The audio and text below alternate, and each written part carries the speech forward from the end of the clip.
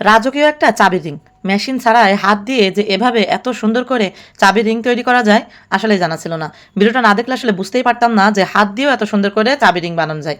চাবির রিং কিন্তু অনেকেরই পছন্দের একটা জিনিস, আর সেটা যদি হয় এমন তাহলে তো কথাই নাই।